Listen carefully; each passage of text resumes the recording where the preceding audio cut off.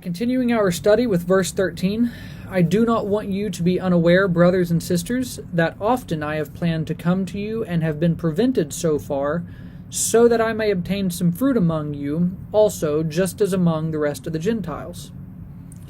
Okay, now, I know up until now, we've moved some of the interpretive keys to this book off for later verses. I've basically just said keep reading, and it'll make sense.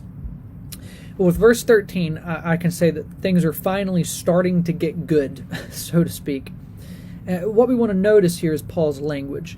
He begins with this, I do not want you to be unaware, which is just saying in the negative, I want you to know. In other words, Paul is saying, know this. This is spelling out in no uncertain terms why Paul is writing this letter.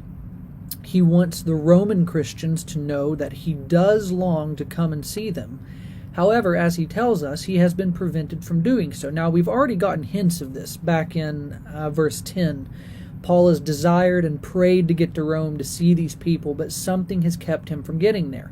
And in this verse, he finally gives us an idea of what this is. He says, so that I may obtain some fruit among you also, just as among the rest of the Gentiles.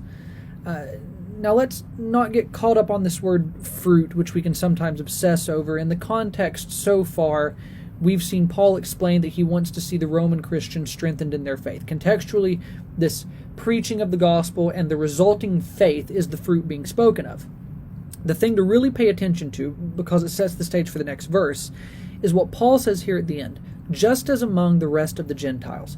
In other words, as badly as Paul wants to get to Rome, he recognizes that his obligation is to the Gentiles in the world, not merely the Gentiles in Rome.